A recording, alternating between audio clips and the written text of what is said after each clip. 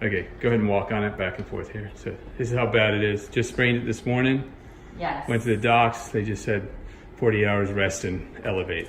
Yep. Okay, so she can't put anything on it. So we're gonna do some, what you would normally do traditionally on the bad foot, we're probably gonna do on the good and see what happens. I don't think so. Okay, seeing she was up and about a little bit, I just said, well, let's start here. And so we started just on the opposite leg. And we'll just go around and see how that does. And we'll just have her walk, see whether she walks better in a minute. You'll have to edit. So go ahead and walk back. Nice, much better. We did the toe raises or heel raises twice. Nice job. That's cool. Well, let's just do some more of those. And why don't you walk? Okay, guys, she was walking on her tiptoe of that foot at one time. Very nice walk now. Come on back. How's the walk and stuff feel to you with the ankle? It feels good. I mean, it feels just slightly tender.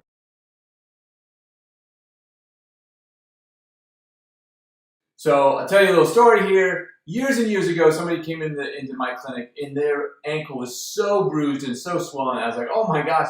First of all, have you gotten x-rays? Have you gotten the okay to be here? And they said yes. And I said, okay, do me a favor. I want you, what did they tell you to do? And of course, the typical towels, crunches, ankle pumps.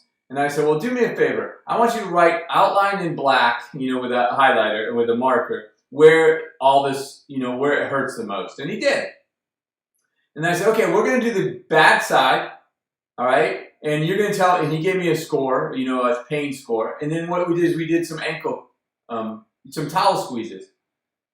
And the radius of his pain area got worse. And then we did ankle pumps, and the radius of his pain got worse. And I was trying to explore whether the concept of going to the other side would work for an acute injury. And what we did is we went over the other side and did the exact same thing we would have done on the injured side. A ton of towel squeezes. Or, you know, just squeezing your toes. You didn't have to bother with a towel. All right? And then we rechecked the other side, and it was less circumference of where his pain area was. Then we did ankle pumps. Same thing.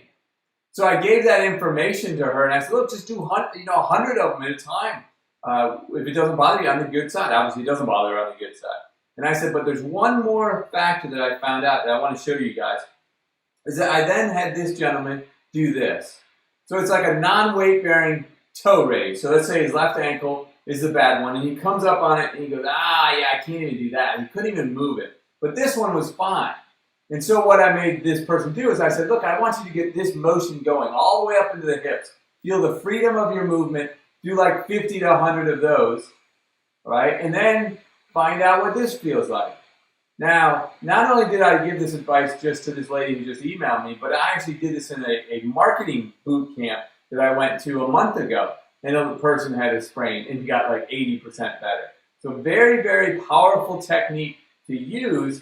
And what I'm thinking here now is really sprains, acute injuries. If you do the process that you would have done on the injured side, on the good side, there's so much connection now at that acute stage that it will do the work, all right? Will do to get rid of that inflammation and stuff. Seems to be much faster and longer lasting than, you know, ice and heat. So this person wrote me back like 2 hours later and said, Tom, this is like 90% better. The person I treated the very first time years ago with this came back the next day, and the purple around their ankle was 70% better. It was just crazy. And then now I could go ahead and do the TMR Fab 6 corrective exercise portion too. Really cool stuff. So hope you enjoyed it. There's my tip on how to use the concept of the TMR, total motion release, on an acute injury.